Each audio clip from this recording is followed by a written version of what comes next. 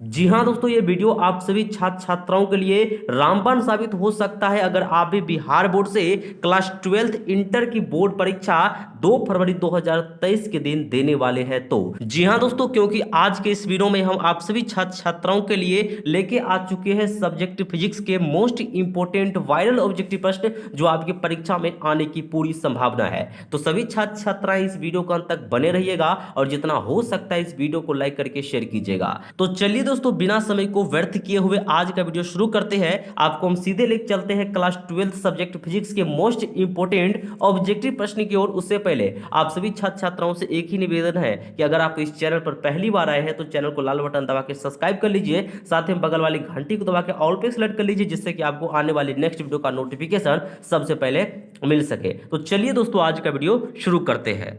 तो चलिए दोस्तों, यहां पर हम आ चुके हैं सबसे पहला महत्वपूर्ण वायरल प्रश्न की ओर, जो आपकी परीक्षा के लिए काफी इंपोर्टेंट है। और यहां पर आपसे पूछा जा रहा है कि एक उत्तल लेंस को पानी में डुबाया जाता है तब यह व्यवहार करता है। काफी आसान प्रश्न दोस्तों पूछा जा रहा है आपसे, और जो इंग्लिश मीडियम वाले बच्चे हैं अपना नीचे में देखते चलेंगे। आप सभी मित्रों को हम बताना चाहेंगे, आपको नहीं मालूम है तो जान लीजिए। उत्तल लेंस की यहां पर दोस्तों बात की जा रही है, तो उत्तल लेंस को हम पानी में डुबाएंगे ना, तो वो जो व्यवहार करेगा वो उत्तल लेंस के ही तरह करेगा। यानी कि दोस्तों कहे तो क्वेश्चन और पहला का जो है राइट आंसर ऑप्शन नंबर ए हो जाएंगे। ठीक है, आपको दोस्तों माइंड में सेट कर लेना है, आपको जो है याद कर लेना है। ठीक है, एक उत्तल लेंस को पानी में डुबाया जाता है, ये जो व्यवहार करता है ये उत्तल लेंस की तरह व्यवहार करता है। ठीक है, क्वेश्चन नंबर फर्स्ट का ऑप्शन नंबर ए। चलिए दोस्तों, हम बढ़ते आगे। तो यहां पर दोस्तों हम आ चुके हैं क्वेश्चन नंबर 2 पर, और यहां पर आपसे पूछा जा रहा है कि एल आर परिपथ का शक्ति गुणांक होता है। किसको नहीं पता है हमारे प्यारे साथियों, इंग्लिश मीडियम वाले बच्चे यहां पर देख सकते हैं the power factor of L R circuit is. ठीक है, यहां पे दोस्तों आपको क्या बताना है, एल आर परिपथ का शक्ति गुणांक बताना है। बच्चा बच्चा को दोस्तों मालूम है क्या होता है, तो यहां पर दोस्तों आपको ऑप्शन नंबर बी में दिया गया है R open under root R square plus omega square L square. ठीक है, यानी कि दोस्तों क्वेश्चन नंबर 2 का जो है right answer option number B हो जाएंगे। इसी प्रकार का प्रश्न आपकी परीक्षा में छपने वाले हैं, आने वाले हैं। आप सभी छात्र छात्राएं इस वीडियो को अंत तक बने रहिएगा, और जितना हो सकता है दोस्तों इस वीडियो को लाइक करके अपने मित्रों के पास शेयर जरूर कीजिए। कम से कम जो है आप लोग एक दोस्त के पास जरूर शेयर कीजिए। ये वीडियो आप सभी के लिए काफी इंपॉर्टेंट है, ये वीडियो आपके लिए रामबाण साबित हो सकता है। यहाँ से काफी सारे प्रश्न आपको सीधे परीक्षा हॉल में कहे तो 2 फरवरी 2023 के दिन देखने को मिलेंगे। यहाँ पर देखिए हम आ चुके हैं क्वेश्चन नंबर 3 पे, और यहां पर पूछा जा रहा है कि प्रत्यावर्ती धारा के वर्गमूल माध्यमान और शिखर मान का अनुपात होता है। किसको नहीं पता है मित्रों, बहुत ही आसान प्रश्न है दोस्तों। और यहां पर आपको हम बताना चाहेंगे वर्गमूल माध्यमान और शिखर मान का जो अनुपात होता है ये होता है 1/√2। यहां पर दोस्तों देखिए आपको ऑप्शन कहां पे दिया गया है, तो यहां पर दोस्तों आपको ऑप्शन नंबर बी में दिया गया है। यानी कि दोस्तों क्वेश्चन नंबर 3 का जो है राइट आंसर हो जाएंगे ऑप्शन नंबर बी। चलिए एक एक प्रश्न को माइंड में सेट करते चलिएगा, यहां से काफी सारे प्रश्न आपको सीधे 2 फरवरी के दिन देखने को मिलेगा। यहां पर दोस्तों देखिए हम आ चुके हैं क्वेश्चन नंबर 4 पे, और यहां पर आपसे पूछा जा रहा है कि विद्युत चुंबकीय तरंग के संचरण की दिशा होती है। काफी आसान प्रश्न आपसे पूछा जा रहा है, कई बार दोस्तों ये प्रश्न आपके परीक्षा में छप चुके हैं, इस बार भी आने की बहुत ही संभावना है। और आप सभी दोस्तों को हम बताना चाहेंगे चुंबकीय तरंग के संचरण की जो दिशा है ये होता है vector E cross vector B के समानांतर। ठीक है, ऑप्शन नंबर इसका डी राइट हो जाएंगे, क्वेश्चन नंबर 4 का ऑप्शन नंबर डी। तो चलिए दोस्तों हम बढ़ते हैं आगे। यहां पर दोस्तों हम देखते देखते आ चुके हैं क्वेश्चन नंबर 5 पे, और यहां पर आपसे पूछा जा रहा है कि प्रकाश के रंग का कारण है। प्रकाश के रंग का क्या कारण है दोस्तों, इसकी आवृत्ति यानी कि दोस्तों फ्रीक्वेंसी। ठीक है, ऑप्शन नंबर इसका ए राइट हो जाएंगे, क्वेश्चन नंबर 5 का ऑप्शन नंबर ए। चलिए दोस्तों हम बढ़ते हैं आगे। यहां पर दोस्तों हम देखते देखते आ चुके हैं क्वेश्चन नंबर 6 पे, काफी इंपॉर्टेंट प्रश्न आपकी परीक्षा के लिए। और यहां पर आपसे पूछा जा रहा है कि ताप बढ़ने से अर्धचालक का विशिष्ट प्रतिरोध क्या होता है। आप सभी मित्रों को हम बताना चाहेंगे ये प्रश्न काफी इंपॉर्टेंट है, कई बार आपकी परीक्षा में छप चुके प्रश्न है। और आपको क्या बताना है कि ताप बढ़ने से जो है अर्धचालक का विशिष्ट प्रतिरोध क्या होता है। तो आप सभी मित्रों को हम बताना चाहेंगे नहीं मालूम है तो जान लीजिए, ताप बढ़ने से जो है अर्धचालक का विशिष्ट प्रतिरोध घटता है। ठीक है, ऑप्शन नंबर दोस्तों इसका बी हो जाएंगे, क्वेश्चन नंबर 6 का ऑप्शन नंबर बी। चलिए दोस्तों हम बढ़ते हैं आगे। यहाँ पर दोस्तों हम देखते देखते आ चुके हैं क्वेश्चन नंबर 7 पे। और यहाँ पर आपसे पूछा जा रहा है कि यदि यदि किसी ऊंचाई ट्रांसफार्मर के प्राथमिक एवं द्वितीयक में क्रमशः N1 और N2 लपेटे हैं तो यहाँ पे आप सभी को हम बताना चाहेंगे। देखिए जितने भी प्रश्न मैं आपको यहाँ पर करवा रहा हूँ सारा का सारा आपकी परीक्षा के देखते हुए सेट किया गया है। यहाँ से सीधे आपके परीक्षा में टपकने वाले प्रश्न है, सीधे छपने वाले प्रश्न है। तो एक एक प्रश्न को रटते चलिएगा, माइंड में सेटअप करते चलिएगा। तो यहाँ पर दोस्तों देखिए इसका दोस्तों जो राइट आंसर है ये N2 ग्रेटर देन N1 हो जाएंगे। ठीक है, N2 ठीक है, जो N2 है वो हर हमेशा N1 से बड़ा ही होगा। ठीक है, ऑप्शन नंबर दोस्तों इसका बी हो जाएंगे, क्वेश्चन नंबर 7 का ऑप्शन नंबर बी। चलिए दोस्तों हम बढ़ते हैं आगे। यहां पर दोस्तों हम देखते देखते आ चुके हैं क्वेश्चन नंबर 8 पे। काफी आसान प्रश्न, और यहां पर आपसे पूछा जा रहा है कि पृथ्वी के किसी स्थान पर एक टीवी प्रेषण टावर की ऊंचाई 245 मीटर है, जितनी अधिकतम दूरी तक इस टावर का प्रसारण पहुंचेगा वो है। ठीक है, यहां पे दोस्तों आपको बताना है कि कितनी जो है, ठीक है, मतलब दूरी तक जो है इस टावर का प्रसारण पहुंचेगा वो बताना है। तो आप सभी मित्रों को हम बताना चाहेंगे इस प्रश्न को थोड़ा सोल्व करना होगा, और सोल्व करने के बाद आपको आंसर आ जाएंगे 56 किलोमीटर। ठीक है, कौन सा आ जाएंगे? 56 किलोमीटर, ऑप्शन नंबर सी आपको आ जाएंगे। यानी कि दोस्तों कहे तो क्वेश्चन नंबर 8 का ऑप्शन नंबर सी हो जाएंगे। ठीक है, चलिए हम बढ़ते हैं आगे। आराम से आप लोग इस वीडियो को अंत तक बने रहिएगा, और जितना हो सकता है इस वीडियो को लाइक करके शेयर कीजिए। यहां पर देखिए क्वेश्चन नंबर 9 क्या पूछा जा रहा है आपसे कि निम्नलिखित में किसका आवर्तनांक सबसे अधिक होता है? किसको नहीं पता है हमारे बिहार के ललाओं? बच्चा बच्चा को मालूम है कि हीरा का आवर्तनांक सबसे अधिक होता है। यानी कि दोस्तों क्वेश्चन नंबर 9 का जो है राइट आंसर क्या हो जाएंगे? Option number D. चलिए हम बढ़ते हैं आगे। यहां पर दोस्तों हम देखते देखते आ चुके हैं क्वेश्चन नंबर 10 पर, और यहां पर आपसे पूछा जा रहा है कि नंद गेट का बुलियन व्यंजक है। कितना आसान प्रश्न आपसे पूछा जा रहा है दोस्तों।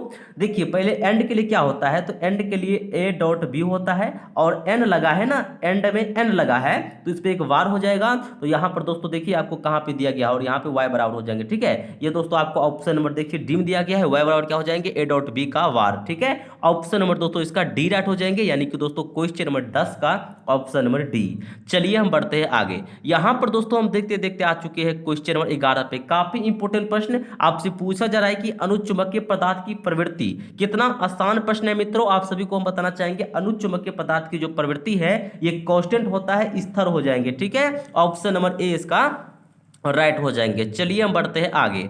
यहां पर दोस्तों हम देखते देखते आ चुके हैं क्वेश्चन नंबर 12 पे। आप सभी छात्र छात्राएं से एक ही निवेदन है कि आप लोग इस वीडियो को अंत तक बने रहिएगा, और जितना हो सकता है इस वीडियो को लाइक करके अपने मित्रों के पास शेयर कीजिए। ठीक है, यहां पर दोस्तों देखिए क्वेश्चन नंबर 12 के आपसे पूछा जा रहा है कि प्रत्यावर्ती धारा परिपथ में यदि धारा I एवं वोल्टेज के बीच कलांतर फाई हो तो धारा का वाटहीन घटक होगा।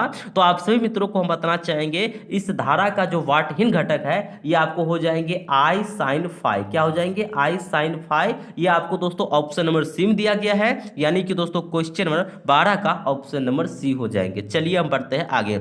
एक एक प्रश्न को बिल्कुल माइंड में सेटअप करते चलिएगा, यहां से काफी सारे प्रश्न आपके परीक्षा में छपने वाले हैं। और यहां पर दोस्तों हम देखते देखते आ चुके हैं क्वेश्चन नंबर 13 पे, और यहां पर आपसे पूछा जा रहा है कि आवेश के पृष्ठ घनत्व का मात्रक होता है। यहां पर इंग्लिश मीडियम वाले बच्चे देखिए unit of surface charge density is. यहां पे कितना आसान प्रश्न आपसे दोस्तों पूछा जा रहा है, आपको क्या बताना है? तो सरफेस चार्ज डेंसिटी का यूनिट बताना है। तो क्या होता है हमारे प्यारे साथियों? तो कूलम पर मीटर स्क्वायर। क्या होता है? Coulomb per metre square. Option number A में दिया गया है। यानी कि दोस्तों क्वेश्चन नंबर 13 का ऑप्शन नंबर ए। ठीक है, चलिए दोस्तों हम बढ़ते हैं आगे।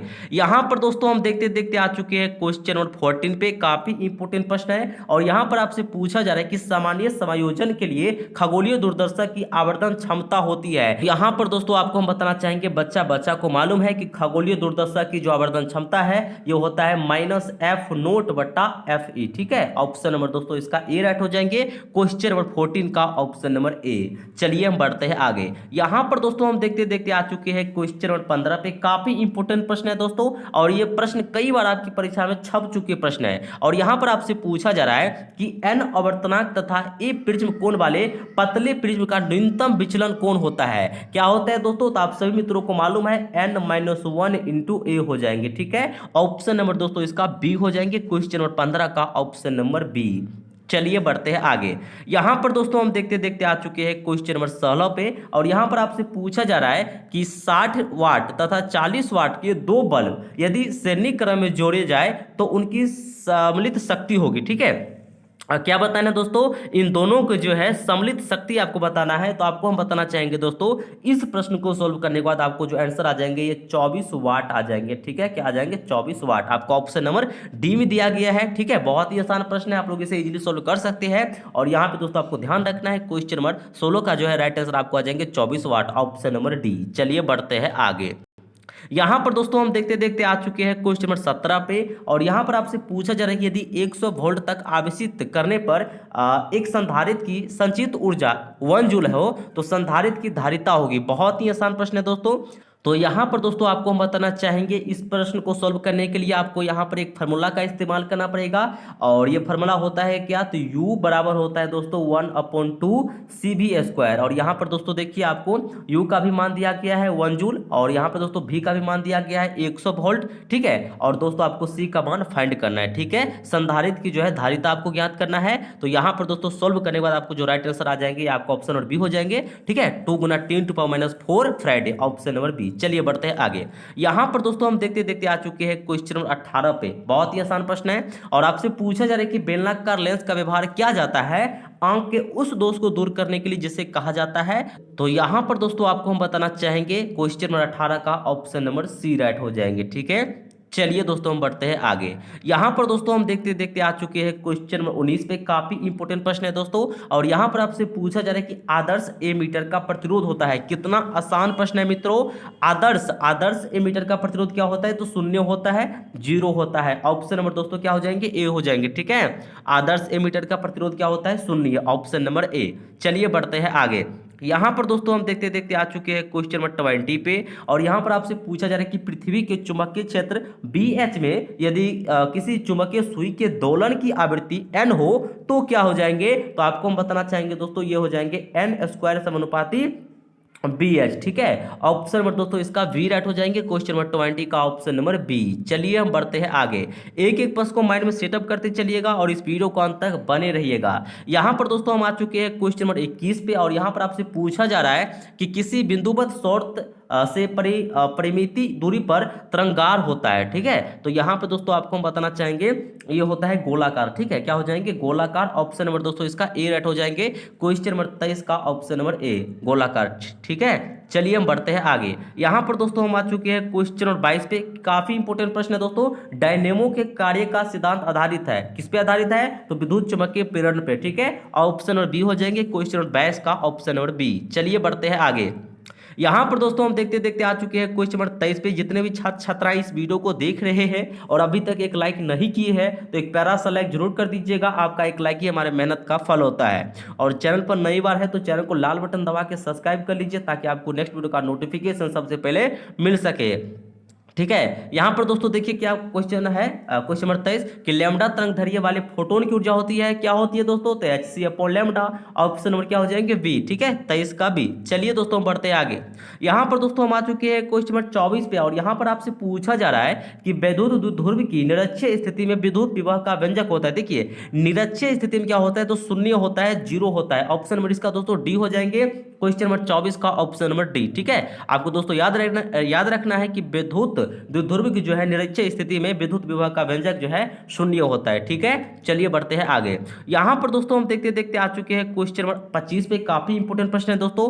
+10 माइक्रोकूलम एवं -10 माइक्रोकूलम के दो बिंदु आवेश वायु में परस्पर 40 सेंटीमीटर की दूरी पर रखे हैं तो निकाय की वैद्युत स्थितिज ऊर्जा होगी। बहुत ही आसान प्रश्न है दोस्तों, आपको वैद्युत स्थितिज ऊर्जा बताना है। तो यहां पर दोस्तों आपको हम बताना चाहेंगे इस प्रश्न को सोल्व करने के बाद आपको आ जाएंगे ऑप्शन नंबर सी। ठीक है, 2.25 जूल के बराबर आ जाएंगे, ऑप्शन नंबर दोस्तों सी हो जाएंगे, क्वेश्चन नंबर 25 का ऑप्शन नंबर सी। ठीक है, आप लोग इसे इजीली सोल्व कर सकते हैं। अगर आप लोगों को थोड़ा भी दिक्कत होगा तो आप लोग कमेंट जरूर कीजिएगा और हम आपको इसका फुल सोल्यूशन करके बता देंगे कि इसका right answer option number C कैसे होंगे। ठीक है, आपको दोस्तों अभी फिलहाल आंसर याद रखना है। क्वेश्चन नंबर 25 का जो है right answer option number C हो जाएंगे, -2.25 जूल। ठीक है, चलिए बढ़ते हैं आगे। यहाँ पर दोस्तों हम देखते देखते आ चुके हैं क्वेश्चन नंबर 26 पे। काफी आसान प्रश्न है दोस्तों। पृथ्वी के चुंबकीय ध्रुव पर नमन कोण का मान होता है 90 डिग्री। बच्चा बच्चा को मालूम है दोस्तों क्या होता है 90 डिग्री। ऑप्शन नंबर सी में दिया गया है। क्वेश्चन नंबर 26 का जो है right answer option number C हो जाएंगे। चलिए दोस्तों हम बढ़ते हैं आगे। यहाँ पर दोस्तों हम देखते देखते आ चुके हैं क्वेश्चन नंबर 27 पे, और यहाँ पर आपसे पूछा जा रहा है कि चुंबकीय क्षेत्र वेक्टर बी में अवस्थित वेक्टर एम चुंबकीय आघूर्ण वाले धारा फास द्वारा अनुभूत बल आघूर्ण वेक्टर टॉर्क का मान होता है। किसको नहीं मालूम है दोस्तों? वेक्टर टॉर्क का मान होता है vector M cross vector B. ठीक है, ऑप्शन नंबर दोस्तों कौन सा हो जाएंगे? तो ऑप्शन नंबर ए इसका राइट हो जाएंगे। क्वेश्चन नंबर 28 का जो है राइट आंसर ऑप्शन नंबर ए। चलिए हम बढ़ते हैं आगे। यहाँ पर दोस्तों हम देखते देखते आ चुके हैं क्वेश्चन नंबर 28 पे, और यहां पर आपसे पूछा जा रहा है कि जितने समय में किसी रेडियो एक्टिव पदार्थ की राशि अपने प्रारंभिक परिणाम से आधी हो जाती है उसे क्या कहते हैं? तो अर्धायु दोस्तों कहा जाता है। ऑप्शन नंबर दोस्तों बी हो जाएंगे। क्वेश्चन नंबर 28 का ऑप्शन नंबर बी। चलिए एक एक प्रश्न को माइंड में सेटअप करते चलिएगा, याद करते चलिएगा। ठीक है, यहां से काफी सारे प्रश्न आपके परीक्षा में छपने वाले हैं, और आप लोग इस वीडियो को अंत तक बने रहिएगा। यहां पर दोस्तों देखिए हम आ चुके हैं क्वेश्चन नंबर 29 पे, और यहां पर आपसे पूछा जा रहा है कि विद्युत परिपथ की शक्ति होती है। किसको नहीं मालूम है दोस्तों? इंग्लिश मीडियम वाले बच्चे नीचे में देखिए, power of an electric circuit. Electric circuit का पावर क्या होता है? तो V² होता है हमारे प्यारे साथियों। ऑप्शन नंबर सी हो जाएंगे। क्वेश्चन नंबर 29 का ऑप्शन नंबर सी। चलिए हम बढ़ते हैं आगे। यहां पर दोस्तों हम देखते देखते आ चुके हैं क्वेश्चन नंबर 30 पे, और यहां पर आपसे पूछा जा रहा है कि आयाम अधिमिश्रण में अधिमिश्रित सूचकांक होता है। किसको नहीं मालूम है दोस्तों? 0 से 1 के बीच होता है। ये हम आपको पहले भी करा चुके हैं, आपको याद होनी चाहिए। ऑप्शन नंबर इसका वी राइट हो जाएंगे। 0 से 1 के बीच होता है। ठीक है, ऑप्शन नंबर बी। चलिए बढ़ते हैं आगे। यहां पर दोस्तों हम देखते देखते आ चुके हैं क्वेश्चन नंबर 31 पे, और यहां पर आपसे पूछा जा रहा है दो लेंस जिनकी क्षमता दिया गया है आपको -15D तथा +5D, तो समकृत संयुक्त करने पर समायोजन की फोकस दूरी होगी। कितना आसान प्रश्न है दोस्तों। देखिए तो यहां पर दोस्तों आपको हम बताना चाहेंगे ये काफी आसान प्रश्न आपसे पूछा जा रहा है, और ये कैसे बनेगा मैं आपको थोड़ा सा हिंट बता देता हूं जिससे कि आपको समझने में आसानी हो। यहां पर दोस्तों देखिए आपको दो पावर दिया गया है, मतलब दो आपको क्षमता दिया गया है। पहला देखिए P1 इसको मानते हैं क्या दिया गया है? तो -15 डायोप्टर। चलिए P2 क्या दिया गया है दोस्तों? तो यहां पर आपको दिया गया है +5 डायोप्टर। चलिए अब दोस्तों आपको फी ज्ञात करना है, तो क्या कीजिएगा? तो यहां पे आपको इसको दोनों को जोड़ देना है, P1 + P2। ठीक है, तो क्या हो जाएंगे? तो दोनों को जोड़िएगा, ये -15 डायोप्टर और +5 डायोप्टर, तो क्या हो जाएंगे? तो -10 डायोप्टर। ठीक है, क्या हो जाएंगे? तो देखिए P बराबर दोस्तों आपको आ जाएगा -10 डायोप्टर। चलिए अब देखिए आपको फोकस दूरी बताना है ना, तो ए बराबर क्या हो जाएंगे? तो यहाँ पे दोस्तों हम लोग जानते हैं कि फोकल लेंथ बराबर होता है क्या? फोकल लेंथ बराबर तो 1 पावर, यानी कि P हो जाएंगे। तो बराबर देखिए पावर का मान कितना आया है? तो -10 डायोप्टर, तो 1 लिखेंगे हम दोस्तों -10। और देखिए फोकस दूरी है, तो फोकस दूरी का ऐसा यूनिट मीटर होता है, तो मीटर दे देंगे। 1/-10 मीटर आ गया। अब यहाँ पर ऑप्शन देखिए, तो आपको ऑप्शन सारा सेंटीमीटर में दिया गया है, तो अब मीटर को आप लोग सेंटीमीटर में बदल लीजिए। ठीक है, कहाँ तक हम पहुंचे हैं? तो 1/-10 मीटर तक पहुंचे थे। इसको सेंटीमीटर में बदलने के लिए क्या करेंगे? 100 से गुना कर देंगे। चलिए तो इससे ये कट हो जाएगा, यहाँ पे 10 आ जाएगा और माइनस जाएगा ऊपर, तो क्या हो जाएंगे? तो -10 सेंटीमीटर। ठीक है, यहाँ पे ऑप्शन मिला, ये कहाँ पे है? तो ऑप्शन नंबर दोस्तों आपको यहाँ पर देखिए बी में दिया गया है, यानी कि दोस्तों क्वेश्चन नंबर 31 का जो है right answer option number B हो जाएंगे। ठीक है, चलिए दोस्तों बढ़ते हैं आगे। ठीक है, आपको याद रखना है क्वेश्चन नंबर 31 का ऑप्शन नंबर बी। उम्मीद करते हैं कि तो ठीक है, तो यहां पर दोस्तों आपको ध्यान रखना है क्वेश्चन नंबर 31 का जो है right answer option number B हो जाएंगे। उम्मीद करते हैं कि अगर आपके परीक्षा में इस प्रकार के प्रश्न आते हैं तो आप लोग उसे इजीली सॉल्व कर पाएंगे। ठीक है, ऑप्शन नंबर बी। चलिए बढ़ते हैं आगे। यहां पर दोस्तों हम देखते देखते आ चुके हैं क्वेश्चन नंबर 32 पे, और यहां पर आपसे पूछा जा रहा है कि एक तार में 1 एम्पियर धारा प्रवाहित हो रही है। यदि इलेक्ट्रॉन का आवेश यहां पर दिया गया है 1.6 × 10⁻⁻�90 कूलम हो, तो प्रति सेकंड तार में प्रवाहित इलेक्ट्रॉन की संख्या है। बहुत ही आसान प्रश्न है दोस्तों, इसका राइट आंसर हो जाएंगे ऑप्शन नंबर बी। ठीक है, 6.25 × 10⁻18 जो है इसका राइट आंसर हो जाएंगे। ठीक है, 32 का दोस्तों right answer option number B. चलिए बढ़ते हैं आगे। यहां पर दोस्तों हम देखते देखते आ चुके हैं क्वेश्चन नंबर 33 पे। काफी आसान प्रश्न दोस्तों पूछा जा रहा है आपसे कि किसी गोलीय पृष्ठ के अंदर यदि +q आवेश रख दिया जाए तो संपूर्ण पृष्ठ से निकलने वाले विद्युतीय फ्लक्स कितना होगा? बहुत ही आसान प्रश्न है दोस्तों। विद्युतीय फ्लक्स फाइंड आउट क्या हो जाएंगे? तो देखिए कितना चार्ज यहाँ पे रखा गया है, तो q ही रखा गया है, तो q हो जाएंगे और इप्सिलॉन नॉट। ठीक है, q/इप्सिलॉन नॉट जो है इसका राइट आंसर हो जाएंगे। ठीक है, ऑप्शन और बी हो जाएंगे 33 का बी। चलिए बढ़ते आगे। यहाँ पर दोस्तों हम देखते देखते आ चुके हैं क्वेश्चन नंबर 34 पे, और यहाँ पर आपसे पूछा जा रहा है कि स्थिर विभवांतर पर किसी विद्युत परिपथ का प्रतिरोध आधा कर दिया जाता है तो उत्पन्न ऊष्मा का मान क्या होगा दोस्तों, दुगुना हो जाएगा। क्या हो जाएगा, दुगुना। ऑप्शन नंबर बी हो जाएंगे 34 का बी। चलिए बढ़ते हैं आगे। यहां पर दोस्तों हम देखते देखते आ चुके हैं क्वेश्चन नंबर 35 पे, और ये प्रश्न इस वीडियो का लास्ट प्रश्न है। तो जितने भी छात्र छात्राएं इस वीडियो को देख रहे हैं और अभी तक एक लाइक नहीं किए हैं तो एक लाइक जरूर कर दीजिएगा। आपका एक प्यारा सा लाइक ही हमारी मेहनत का फल होता है। चलिए, तो यहां पर दोस्तों सभी छात्र छात्र ध्यान दीजिए। यहां पर आपसे क्या पूछा जा रहा है कि सूर्य के प्रकाश का स्पेक्ट्रम होता है, क्या होता है दोस्तों, कंटिन्यूअस, सतत होता है। ऑप्शन नंबर ए हो जाएंगे क्वेश्चन नंबर 35 का ऑप्शन नंबर ए। आप सभी दोस्तों को हम बताना चाहेंगे क्लास 12 सब्जेक्ट फिजिक्स के बिहार बोर्ड वाले छात्र छात्राओं के लिए हम इस वीडियो में सब्जेक्ट फिजिक्स के टोटल मोस्ट इंपोर्टेंट 35 ऑब्जेक्टिव प्रश्न देखे हैं। यहां से काफी सारे प्रश्न आपकी परीक्षा में आने की पूरी संभावना है। तो चलिए दोस्तों, आज का वीडियो हम यहीं पे समाप्त करते हैं। तब तक आप लोग अपना पढ़ाई में जुटे रहिए, तैयारी में लगे रहिए और आगे बढ़ते रहिए। तो चलिए आज का वीडियो हम यहीं पे समाप्त करते हैं। आपसे हम फिर मिलते हैं एक नेक्स्ट वीडियो में। तब तक के लिए आप सभी दोस्तों को इस वीडियो को देखने के लिए दिल की गहराई से बहुत बहुत धन्यवाद।